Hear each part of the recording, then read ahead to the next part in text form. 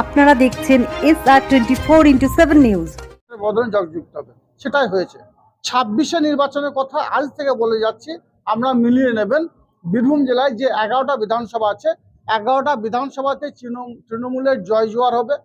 তৃণমূলের মমতা বন্দ্যোপাধ্যায়, অভিষেক বন্দ্যোপাধ্যায়, মমতা প্রার্থীরা জিতবে, বিরোধীরা ধরাশায়ী হবে, জামানা জব্দ হবে। এবং তৃণমূল একটা বড় পরিবার। তৃণমূল ছাড়া বীরভূম জেলাতে অন্য কোনো দলের কোনো অস্তিত্ব আছে বলে আমি মনে করি না। স্বভাবতই বাবা ছেলের দ্বন্দ্ব হয়, মা ছেলের দ্বন্দ্ব হয়, ভাইয়ে ভাইয়ে দ্বন্দ্ব হয়।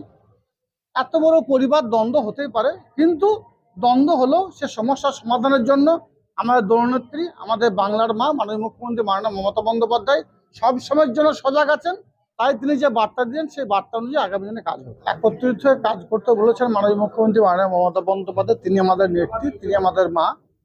তিনি 2011 থেকে 2025 মাত্র কয়েক বছরের ব্যবধানে এই বাংলার অভাবনীয় পরিবর্তন ঘটিয়েছেন এবং বীরভূম জেলার পিছিয়ে পড়া বীরভূম জেলাকে তিনি এগিয়ে নিয়ে গেছেন উন্নয়নের মাধ্যমে। স্বভাবতই আমরা 365 দিন মানুষের পাশে থাকি, মানুষের হয়ে কাজ করি এবং মাননীয় মুখ্যমন্ত্রী মাননীয় মমতা বন্দ্যোপাধ্যায় আমাকে বীরভূম জেলার সভাধিপতি আসনে বসিয়েছেন বীরভূম জেলা উন্নয়নের স্বার্থে। সে কাজটাই আমি করছি এবং বীরভূম জেলার সমস্ত তরের কর্মী যারা আছে, ত্রিস্তর গ্রাম পঞ্চায়েতের উত্তীর্ণ জনপ্রতিনিধি, গ্রাম পঞ্চায়েতের অঞ্চল সভাপতি থেকে শুরু করে পঞ্চায়েত সমিতির সভাপতি, সহসভাপতি থেকে শুরু করে ব্লক সভাপতি, শাখা সংঘ নেতৃত্ব যারা আছে, সকলকে সঙ্গে নিয়ে কাজ করার বার্তা তিনি দিয়েছেন। আমি হচ্ছি মমতা বন্দ্যোপাধ্যায় একজন নির্ভীক সৈনিক। বাম জামানায় বামফ্রন্টের অন্যায়, অত্যাচার, অবিচারের বিরুদ্ধে প্রতিবাদ করতে গিয়ে আমি আমার দুই দাদাকে হারিয়েছি, বাবাকে হারিয়েছি। আপনারা জানেন অনেক সময় আমার উপর অ্যাটাক করা হয়েছিল। যাই হোক, আপনাদের দোয়া আশীর্বাদ ভালোবাসার জন্য আমি বেঁচে গেছি। কিন্তু অন্যায়, অত্যাচার, অবিচারের বিরুদ্ধে প্রতিবাদ করতে কাজল সাহেব কোনো সময় এক মুহূর্তের জন্য পিছপা হয়নি, আগামী দিনও হবে না। তার কারণ একটাই, আমার মাননীয় মুখ্যমন্ত্রী মাননীয় মমতা বন্দ্যোপাধ্যায় তার চলার পথ এবং আদর্শ অনুসরণ করে আমি চলি, আমি সেটাই চলছি। তিনি যে নির্দেশ দিয়েছেন, যখন দিয়েছেন, যেভাবে দিয়েছেন, সেভাবে সে নির্দেশকে অক্ষরে অক্ষরে পালন করাটাই হচ্ছে আমার ডিউটি, আমার কাজ। আমি সেটা 20শে নির্বাচনের রেজাল্ট আজকে আপনাকে দিয়ে দিচ্ছি। আমি 24শে আগেও দিয়ে দিয়েছি, 23শে আগেও দিয়েছি। 23শে নির্বাচনে বীরভূম জেলার 67টি গ্রাম পঞ্চায়েতের মধ্যে ম্যাক্সিমাম গ্রাম পঞ্চায়েতে জোড়া ফুল ফুটেছে। মাত্র 5টা গ্রাম পঞ্চায়েত বিরোধী হাতে গিয়েছে, বাকি সব তৃণমূলে হয়েছে। মানুষ লাইন দাঁড়িয়ে ভোট দিয়েছে, নিজের ভোট নিজে দিয়েছে। এই আয়োজনটা হচ্ছে পশ্চাদে রেখেছো যারে সে পশ্চাদে টানবে, কবির এই বাণীকে স্মরণ করে আমরা যাদের পশ্চাদে রেখেছি তাদের প্রথম সারিতে নিয়ে আসার এই আয়োজন। একটু ক্লিয়ার করি, আমাদের রাজ্যের স্বাস্থ্য ব্যবস্থার পরিকাঠামোর কিছুটা ডেভেলপ করতে হবে। আমরা আত্মসমালোচনা করেছি, সেই কারণে যে সমস্ত উৎপাদনকারী সংস্থা আছে তেনারা মালের পসরা নিয়ে এসছেন। বিশেষত যে মালগুলি আধুনিক প্রযুক্তি দ্বারা লেটেস্ট অল ওভার ওয়ার্ল্ডে এসছে, বিশেষ করে ডিজিটাল এবং এআইকে কাজে লাগিয়ে যে যন্ত্রপাতি তৈরি হয়েছে, আমরা এগুলি দেখেছিলাম 15 থেকে 17 মেডিকেল এক্সিবিশন যেটি কলকাতায় হয়। সেখানে আমরা কারা, আমরা 2500 যে নার্সিংহোম এবং হসপিটাল ওয়েস্ট বেঙ্গলে আছে, তেনারা হসপিটাল এবং নার্সিংহোমগুলি ডেভেলপমেন্ট করার স্বার্থে একটি অ্যাসোসিয়েশন গঠন করেছি, যেটির নাম দিয়েছি all Bengal private nursing home and hospital honours association.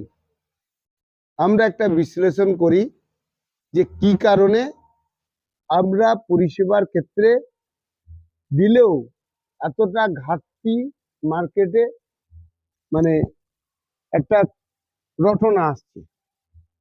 একবারে রটনা বললে সেটা ভুল হবে, তার মধ্যে অবশ্যই সত্যতা আছে, কিন্তু সত্যতা তার রটনাটা অনেক বেশি আছে। প্রথম আমরা বিশ্লেষণ করি পরিকাঠামোর আমাদের কিছুটা ঘাটতি আছে। আজকে আমরা এসেছি, আমাদের এই মেডিকেল কলেজে 300 ডাক্তারবাবু আছেন, আশা রাখছি 700 মতো ডাক্তারবাবু আসবেন, 2000-এর মতো হসপিটাল তেনারা পরিচালনা করবেন, তেনারা আসবেন। মিলিতভাবে আমাদের যে ঘাটতি মালগুলো আছে সেগুলো আমরা কিনতে এসেছি। আমরা সাংগঠনিকভাবে আলোচনা করেছিলাম, এখনই কিনবো বলে তো সবারই কাছে পয়সা রেডি নাই, তাহলে এত তাড়াতাড়ি কি করে সম্ভব? এই কারণে ব্যাংকগুলিকে আমরা আমন্ত্রণ করেছি, তেনারা আসবেন।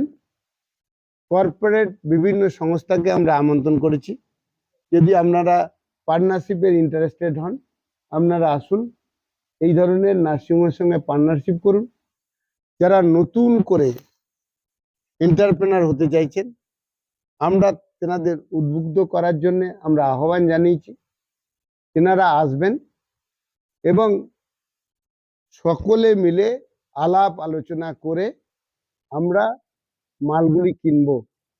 যেনার পয়সার শর্ট আছে ব্যাংক লোন দেবে, কেউ মাল ভাড়া দেবে, কিন্তু আমরা বদ্ধপরিকর 1 বছরের মধ্যে পরিকাঠামো যা ঘাটতি আছে সেটি পূরণ করার। দ্বিতীয় বিষয় হচ্ছে আমাদের ডাক্তারবাবুদের শর্ট অনেকখানি ওয়েস্ট বেঙ্গলে মিটে গেছে। নার্সিং কলেজ কিছু স্থাপিত হয়েছে, সেটাও 2-4 বছরের মধ্যে এটা মিটে যাবে।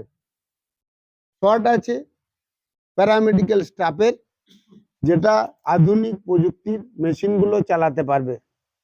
আমরা এই 3 দিনের মধ্যে আমরা এন্টারপ্রেনারদের নিয়ে প্রযুক্তিগত সাপোর্ট করে 300টি মতো রাজ্য সরকারের সহায়তায় প্যারামেডিক্যাল কলেজ তৈরি করব, তার পরিকাঠামো, তার নবস সমস্ত আলোচনা করব এবং প্রত্যেকে উৎসাহিত হব যে কিভাবে এই প্যারামেডিক্যাল কলেজগুলি তৈরি করা যায়, সেটি ব্যাপারে এখানে আলোচনা হবে। আপনারা শুনলে আনন্দিত হবেন। এই এক্সিবিশনের সময় স্বতঃস্ফূর্তভাবে ওয়ার্ল্ড সায়েন্স কংগ্রেস যুক্ত হয়েছেন, তেনারা 3 দিন ব্যাপী সেমিনার করছেন। দেশের নয় বিদেশে থেকেও বেশ কিছু ডাক্তারবাবু বা অনাবাসী ডাক্তারবাবু এখানে এসছেন। তেনাদের সেমিনারের মূল টপিকস হচ্ছে ওয়ার্ল্ডের হেলথ সিস্টেমে কতটা টেকনোলজি যুক্ত হয়েছে, কতটা সম্ভাবনা আছে, থেকে শুরু করে ওয়েস্ট বেঙ্গলে কতটা করা যাবে। আমরা এই সেমিনার শেষে এই এন্টারপ্রেনারদের সঙ্গে ওনাদের বসাবো, আমাদের ইঞ্জিনিয়াররা থাকবে, ফ্যাক্টরি যাতে সেই মালগুলো তৈরি করতে উৎসাহিত হয়, এই সম্মেলন থেকে সেটা একটা কার্যকরী ভূমিকা গ্রহণ করবে। 10টি হসপিটাল ভারতবর্ষে যেনারা প্রতিষ্ঠিত, ন্যায্য মূল্যে রোগী পরিষেবা দেন এবং কোয়ালিটি রোগী পরিষেবা দেন, তেনাদের সঙ্গে আমরা টাই আপ করবো।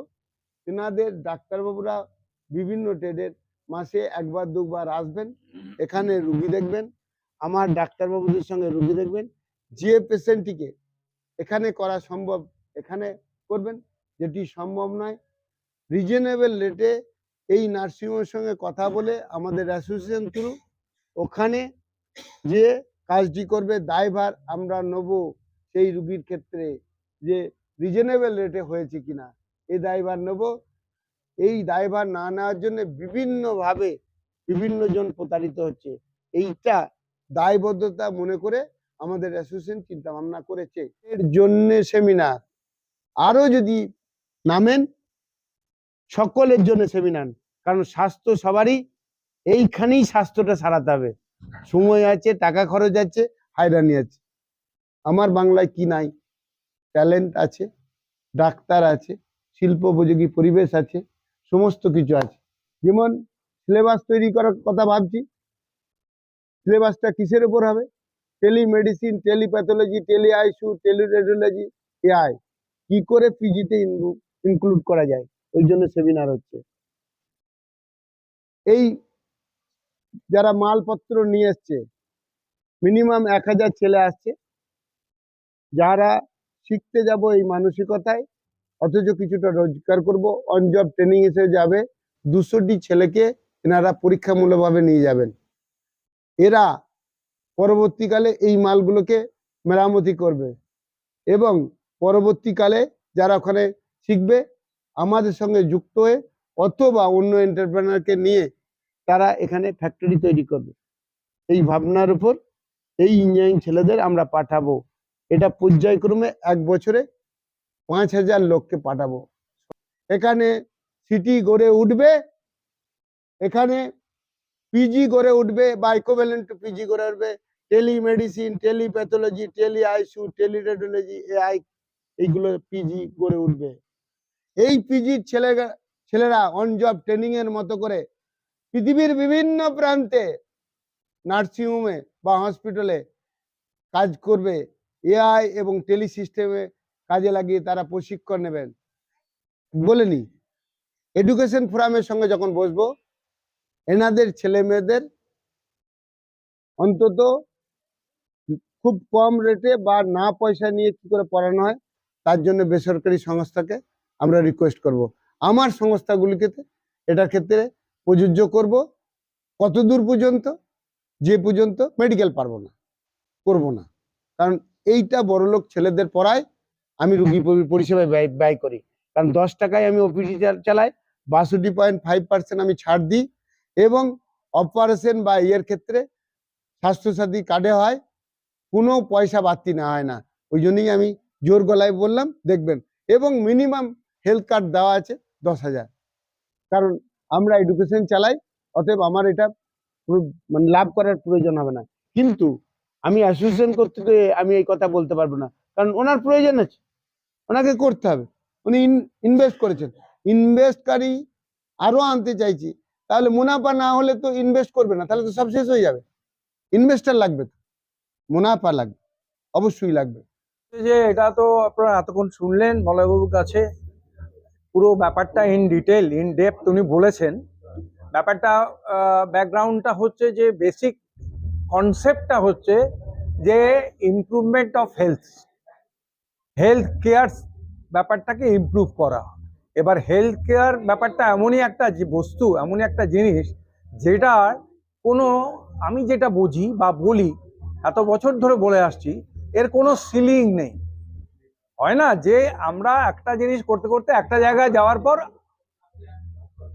আর আমরা এগোবো না, কিন্তু এই হেলথ কেয়ার ডেলিভারি সিস্টেমটা এমন একটা সিস্টেম যে এর কোনো সিলিং লিমিট বা সিলিং এফেক্ট বলে কিছু নেই, কন্টিনিউয়াস এটা চলতে থাকে। তো যার ফলে কি হয়, এই যে আজকে অনেক কিছু, অনেকটা মানে টেকনোলজি অনেকটা অ্যাডভান্স করে গেছে।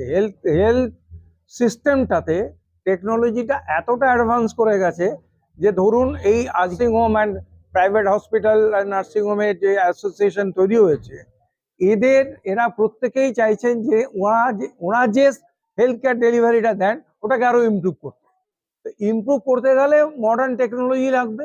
এই মডার্ন টেকনোলজির জন্য আজকে এই যেমন একটা এইখানে আমাদের এই মিলন মাঠে হয়ে গেল এই কলকাতায়, ঠিক সেরকমই সেই একই ধাঁচে মলয়বাবু বললেন যে তাহলে আমরা এখানে একটা এরকম যদি করি, এই জিনিস একই এক্সিবিশন, আর তার সঙ্গে সঙ্গে সাইমালটেনিয়াসলি আমরা এই কিছু সেমিনারের অ্যারেঞ্জমেন্ট এখানে করা হয়েছে।